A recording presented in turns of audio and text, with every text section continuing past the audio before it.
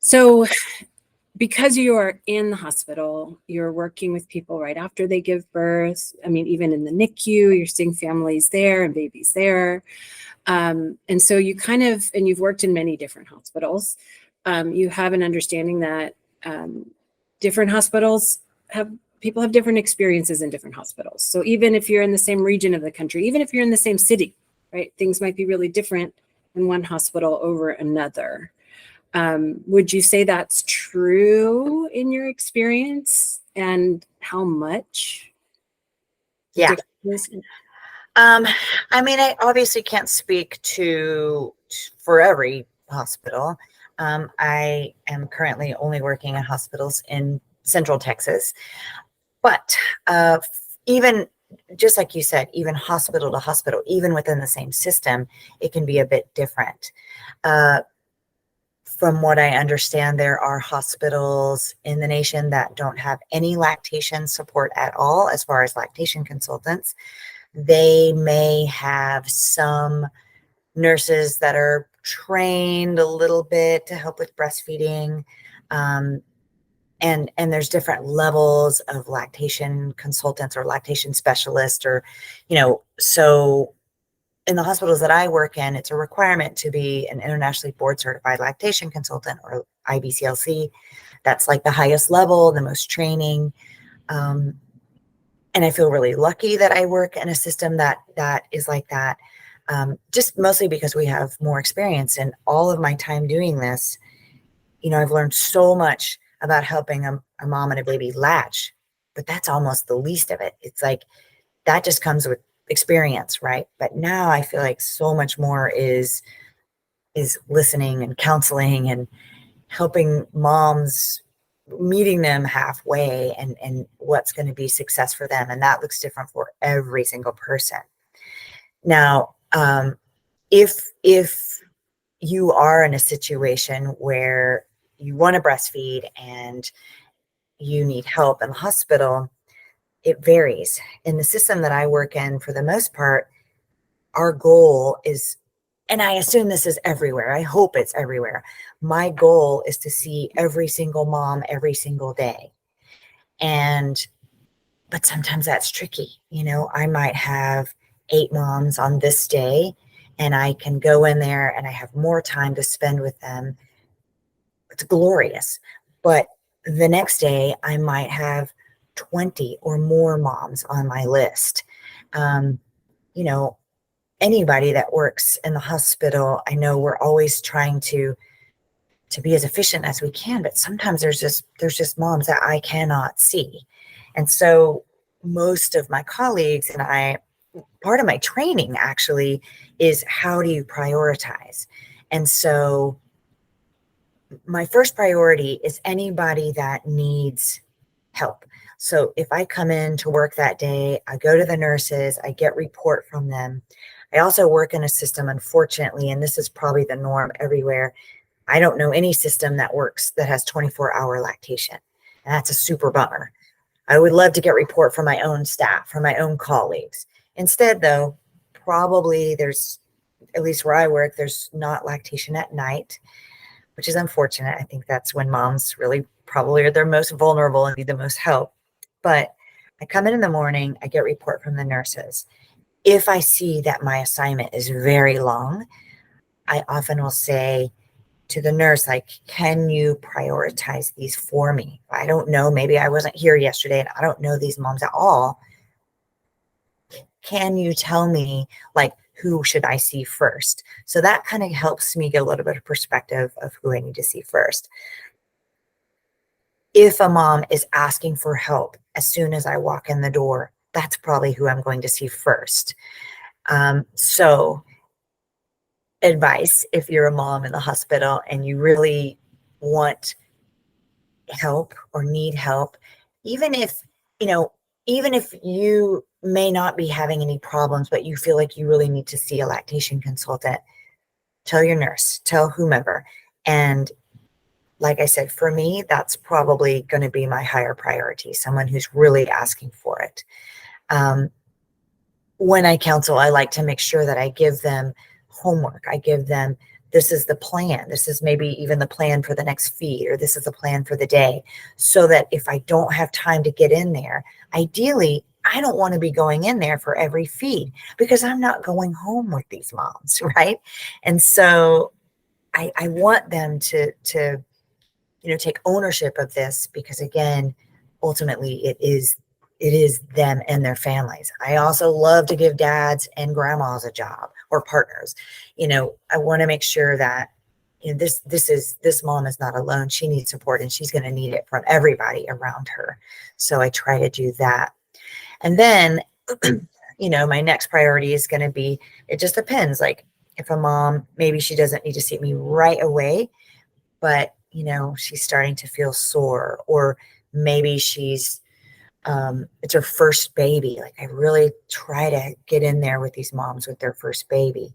That doesn't mean that a mom with 5 babies doesn't need help, because sometimes that happens too. Every baby's different, but that's sort of the way that I try to prioritize it. Of course, if a mom is going home and she's going to be discharged soon, that's also somebody that's going to be high on my list. But you can hear what I'm saying. Like sometimes every single baby needs help at the same time. So we're trying really hard to kind of figure out how my day is going to be how my time is going to be most efficiently used. Like what kinds of things do you see? What kinds of things do people tell you they might be feeling when you're meeting with them in those first few hours and days?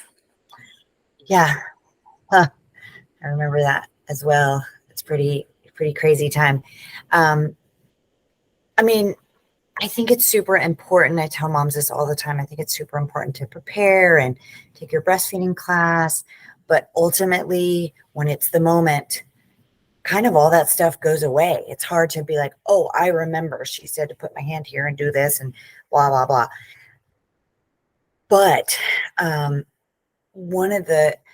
I work in 2 different hospital systems right now, completely separate. One of them, when I very first started working in the hospital over 10 years ago, did not ever do skin to skin as a norm. If a mom came in, you do have some control, believe it or not. You may not always feel like that. But when the moms would come in and ask for skin to skin, we try to accommodate as much as we can.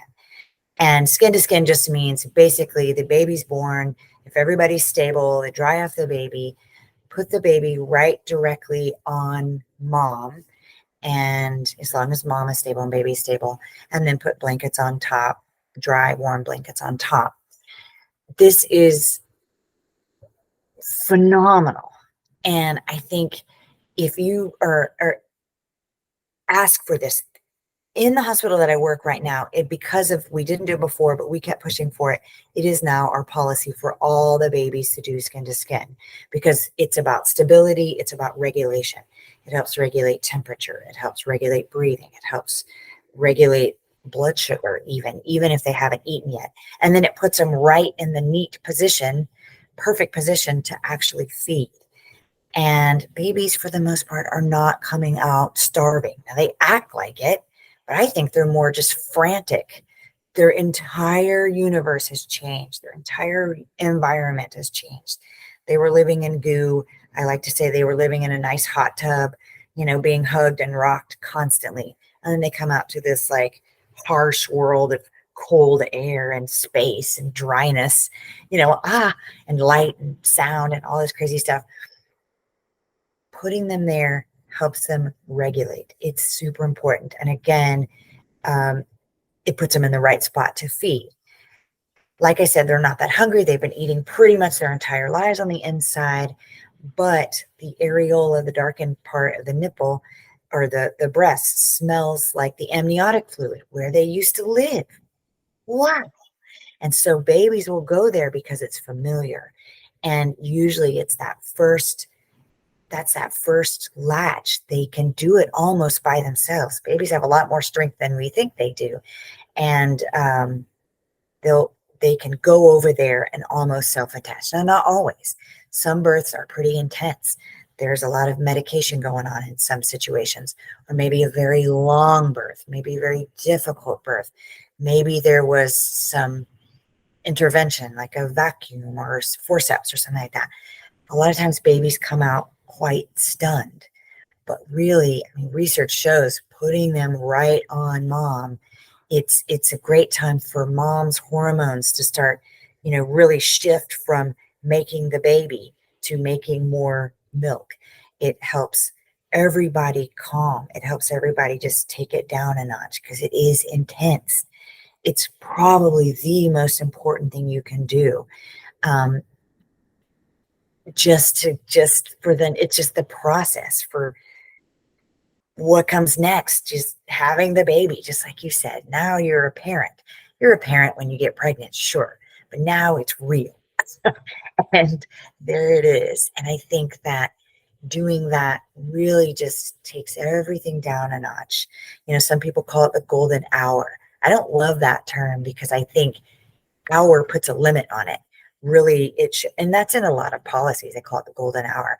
I really like it to be golden time period. I don't know, whatever you call it, whatever you want to call it. Era. Era. Yes. Era. Yes. No, but really it's such a beautiful time because whatever happened in birth, sometimes that can be very traumatic, and that sticks with families. It sticks with them. And I like to think of breastfeeding as kind of a great healing time. It's tricky because sometimes breastfeeding can be really hard, especially with some of those interventions. I've seen babies that have, again, like maybe a little bit of head trauma, not to sound dramatic, but a vacuum, somebody pulling on your head with a vacuum or forceps pulling your head out. Ugh, that must feel terrible. And so that can be a great time where babies are just like, I'm safe. This is safety. And this is, regulation. And it just helps things kind of you may have started rough, but this starts to help calm everybody down. In fact, if the baby doesn't latch right away, and sometimes that happens, again, I want to assure you, most of the time it's not a big deal. Now, sometimes we've got babies that have low blood sugar and things like that. I understand that they need to eat right away. But if babies don't latch right away, probably the most important thing you can do is keep them skin to skin until they do. That might be a few hours. And also do some hand expression. And, there's tons of videos on hand expression. I know one of our booklets that we have at the hospital where I am at right now, we have a great booklet that has just QR codes right in there that you can just watch a 3-minute video about how to hand express. All you need for that is a spoon or a syringe or a little medicine cup. You don't need much, and you can kind of get that supplement into the baby if they need it right away, especially if the baby's not latching. This can be a great tool. Babies' tummies are very small on the first day. For a full-term baby, it's about 5 milliliters. A baby that's a little bit earlier, and that's a teaspoon. That is so small. A baby that's even a little bit premature, it could be really small, 2 milliliters. It's a great time to hand express also. Some people recommend you just do it anyway, even if baby's breastfeeding really well, because that's when the hormones are just at their peak. And wow, you can really get some good colostrum out, which is that first milk. And so, skin to skin and doing some hand expression can really help everybody calm down. The hospital staff, especially if you have a difficult birth and if the baby is having some issues with blood sugar, it can help calm everybody down. Instead of quickly grabbing a bottle of formula, that's not always the best answer. Grabbing that formula might seem like the easiest, fastest way to deal with that, but that can have some repercussions on breastfeeding later, not to mention issues with, kind of the gut biome. We want that first substance to be in the baby's very fresh, pure tummy. We want that to be colostrum, breast milk. We want it to be that to kind of help proliferate that gut flora to growing and start really building that strong immune system. So it's super important. And again, everything is confusing. Everything seems like it's moving really fast. Skin to skin, it just de-escalates everything. We did it with vaginal births first, and that was fine, and that was easy and no big deal. And then we started experimenting. Everybody was very worried about in the OR if you have a C-section because it's so cold in there. And, you don't specifically, in the past, they would like take the baby while they're sewing up the mom and take the baby and, whatever. Nowadays, we're still trying to do this on the mom. It's everybody was worried that the baby's going to be cold or there wasn't a nurse to take care of the baby right there. But, especially if the partner's in there or someone's in there with the mom, they'll be fine. They'll be fine. You put that baby skin to skin, there's warmth, there's all that, do all the things you normally would. And most of the OBs and anesthesiologists, they were so worried and they were like, oh, this is pretty neat. So they actually liked it too and realized how important it was for the mom and the baby and the partner, just that unit. It just, again, everything changed.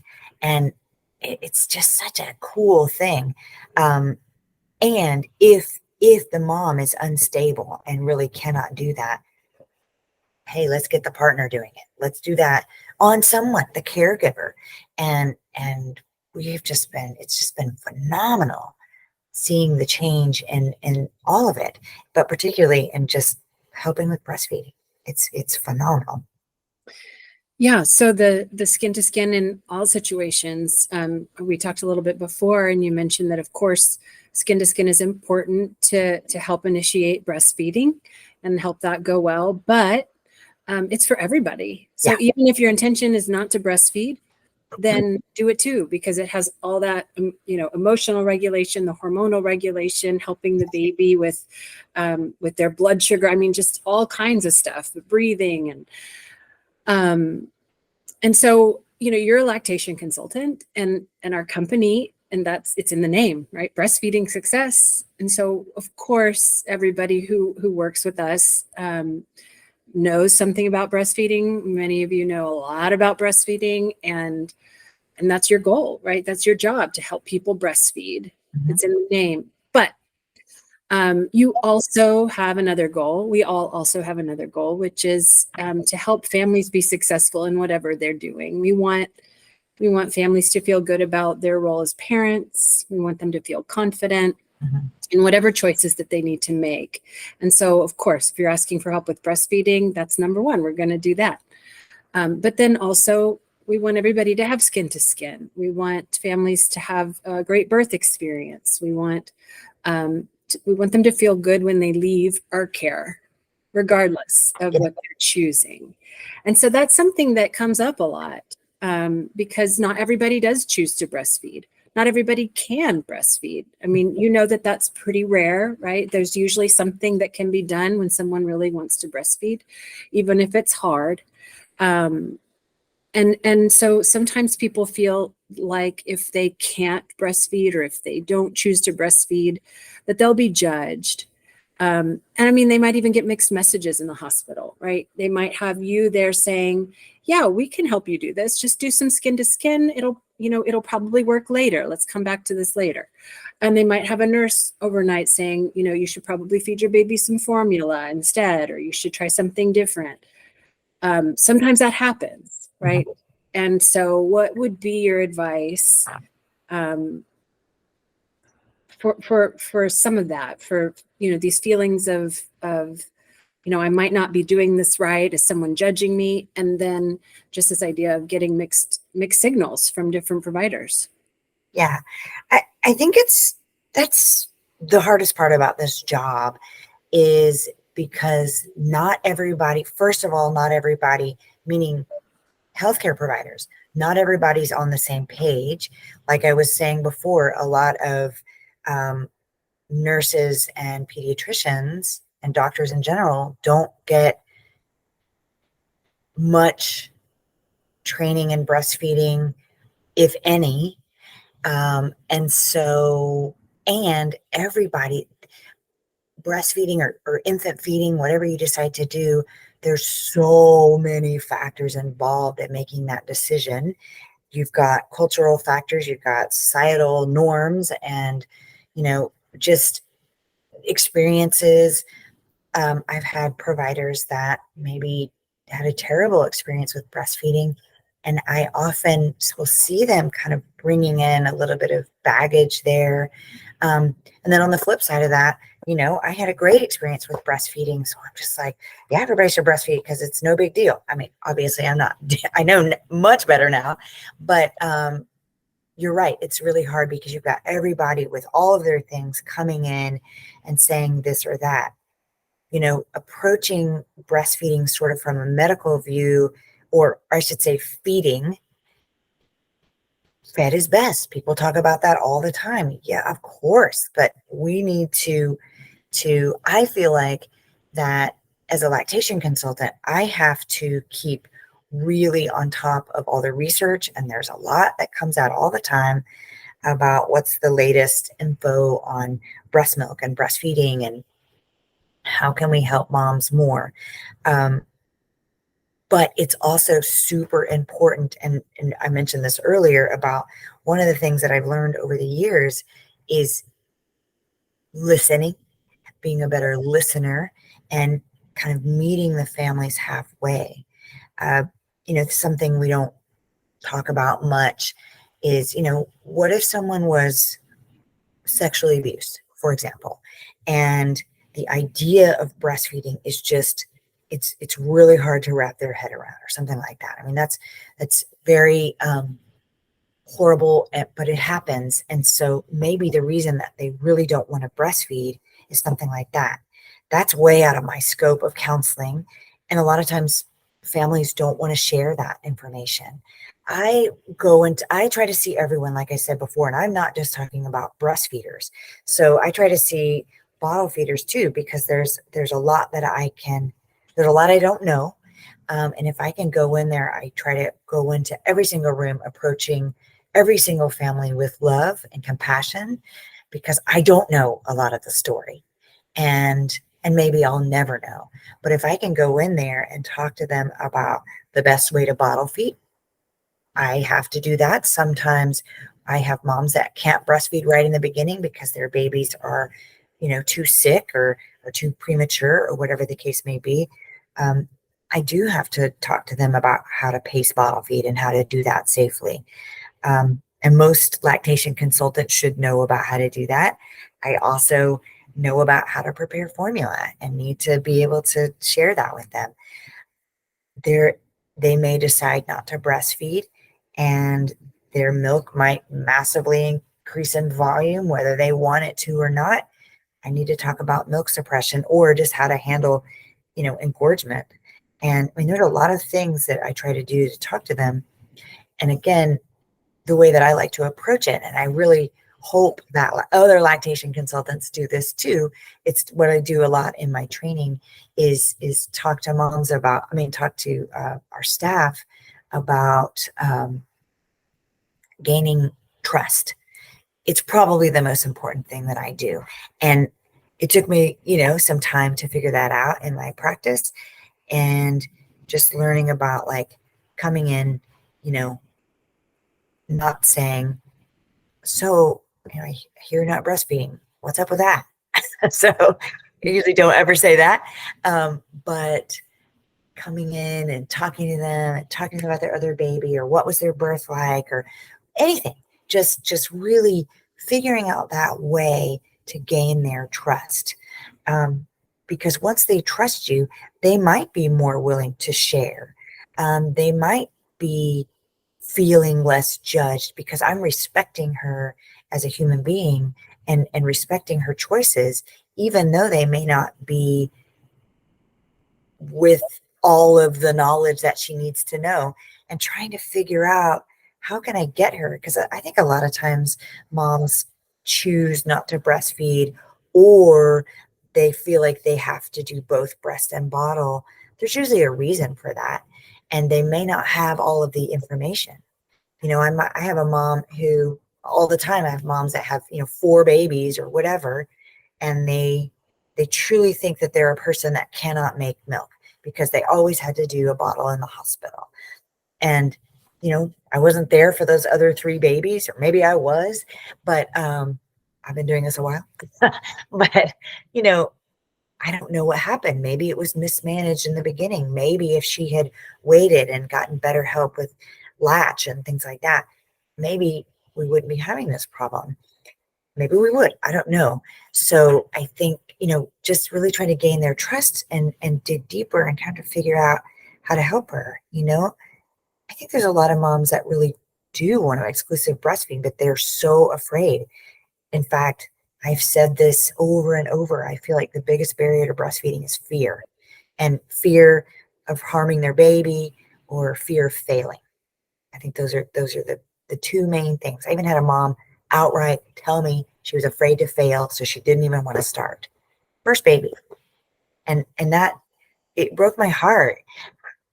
But, trying to navigate through these emotions and all of these feelings is really tricky. And so, especially when you've got the doctor saying this and the nurse saying this, and then lactation comes in, and I'm like, well, I'm the one that's right.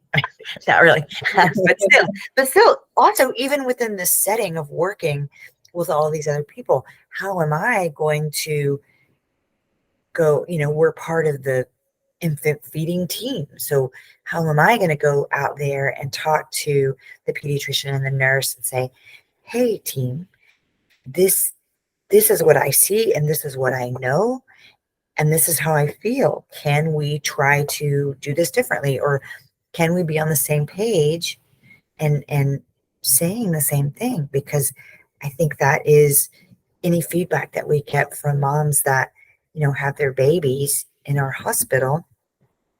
It's so many of them say, oh, well, I did formula because somebody told me that if I didn't, we might have to stay an extra day, or my baby might go to the NICU.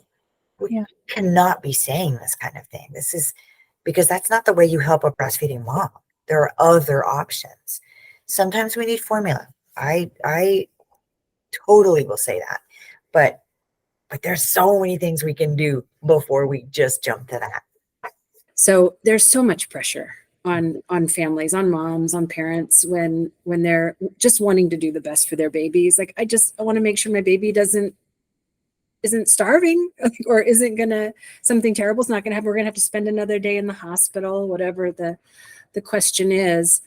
And so it can be hard to filter all of that out. So, kind of sometimes it comes to trusting our own intuitions, understanding, right, okay, what do I want, right? Do I really want to breastfeed? Then maybe I should go with whatever this, lactation specialist has told me is going to be the best way to reach that goal. Okay, I'm going to trust that, and then try to kind of let the rest go. And then also remember that everybody who's there participating in this conversation has the best intentions, has good intentions for you. And this really well, right? That nurse, that doctor, that mom, that other family member, they really want good things for your baby too. Right? Everybody wants good things. They just all have different ideas about how to get there. And ultimately though, right, you're the parent, you're the mom. You've got to start kind of using your own intuition and figuring out who to trust for yourself, which is really hard. And it's especially hard to do that in those first minutes and hours and days right after you become a parent for the first time, especially. So I think it's great though to have you in the pink scrubs there showing up as someone who can give us some good guidance there. And you are there for a reason. So glad that you are. There's just one last thing I wanted to ask you about. I know sometimes that I'll hear from students who've given birth already and who have been in the hospital and gotten the care with lactation too, that sometimes they say, well, things were going really well in the hospital. I thought we had it. I thought we were doing a really good job. And then, I don't know, I got home and things changed and we couldn't figure it out again. We started struggling with breastfeeding. Sometimes then they'll come see us at the outpatient clinic for some more help, but a lot of times people are surprised by that. So can you do you have any, understanding about why that happens? And then, any tips? Yeah. So, yeah. That's a great question. So, because things do change and they change pretty quickly in that first week, basically. One of the things that we loved, and I train my new staff all the time in talking about the baby's agenda, the feeding patterns, and the milk making process. So, talk about that first day. Babies kind of come out full, stunned, confused, and exhausted. Being born is a lot of work. And so that first day, they're just sort of sleepy and out of it. It's really one of the main days we say wake them up and feed, because they can get all bundled up and swaddled up and not want to wake up because, like I said, they're not really necessarily hungry. They might not be showing feeding cues per se until you unwrap them and they're like, oh yeah, I was thinking about eating. The second day is quite a bit different. It's the next day, the next process, where babies are like, oh my gosh, that wasn't a bad dream. Whoa. And I think it's the day they realize they're not going back. They want to be held all the time. And they're probably hungry for the first time. Their tummies are increasing in size 5 times from day 1 to day 3. They want to eat and they want to be cuddled, and they want to eat and they want to be cuddled some more. And so I often will tell moms, just get ready for that. You need to be prepared. And dad or partner, like, hey, we're going to be doing a lot of holding over here, be safe, all of those things, but lots of feeding. It's totally normal. It's part of the process. Usually by that 3rd, 4th day, this is often the day you're going home. You might already be home. And your body's like, okay, I got the message. You need extra milk. Here you go, extra. And it can be pretty stark. It's engorgement. People have heard of this. It can come on pretty rapidly. And maybe the baby has been doing just fine with latching, and now the breast is swollen, if you will. And a lot of times that nipple can be flattened out. Baby's like now trying to latch onto a basketball. It can be pretty intense. And moms very often don't know what to do with that. And, we can talk about engorgement and say, oh yeah, and then they're going to get really big and you'll have a lot of milk. And moms are often very excited about that time, because you think, oh, I don't know if there's any milk. I can't feel it. I can't see it. But then there's this day where they have a ton of milk. But sometimes it is not as great as it sounds. It can be very painful. It can be difficult to deal with. And so what do? Let's say it's a Saturday night. What the heck do you do? So I always make sure that when people are leaving the hospital, part of my discharge teaching is talking about, again, that continuation of the agenda of the body and how that body is going to most likely work and what's going to happen, what the baby's going to be doing, but also how to get help outside of the hospital, how to get outpatient help. Now, some people that live, unfortunately, in rural areas or places that are pretty remote, that might not be that easy. Also, sometimes in some cities, it's like, where do you go? You look like lactation consultant near me. I mean, who are these people? How do you know if they're okay? There's a lot of questions to be asked. I would hope that if you're leaving the hospital or even a birth center for that matter, that they give you some outpatient resources, because you really might need that. I even today was telling moms, I would call this number right now to our office, because we do outpatient as well. And we have some others in the community as well. And we also give them a list. It just depends, to have them call. Like today is Friday. And so they're going to have a whole weekend where they may not have help. We have, luckily Texas has a breastfeeding hotline that they can call. Our office has on-call people as well. So if they need some help just over the phone until they can see someone, that's super important. I think that you have that. For that matter, anybody can call the Texas hotline. It doesn't matter. It's just a phone call, or even our office. And so I think that's really important that they have that outpatient and they know where to turn. Personally, I wish that every single pediatrician office had lactation help there.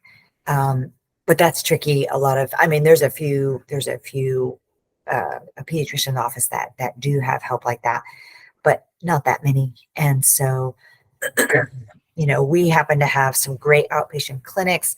We actually have 3, and it's really nice because, moms have a place to go. There's a couple of others in town. And so we're really lucky in that way, but I know a lot of places don't have that. So trying to figure out before you leave the hospital, getting help from the lactation consultant. If you don't have a lactation consultant, see if your nurse knows anything about that, just to give you some place to call. You can also call your pediatrician's office. Sometimes they'll have information about where to get help. And I would even reach out to your local WIC office, even if you're not on WIC. My time working with WIC, they have to have lactation resources. And a lot of times, moms will call and they may not be on WIC, and they have like a whole list of who they can call. So that's something that, I mean, when I worked at WIC, we would refer people out all the time to private lactation consultants in the area.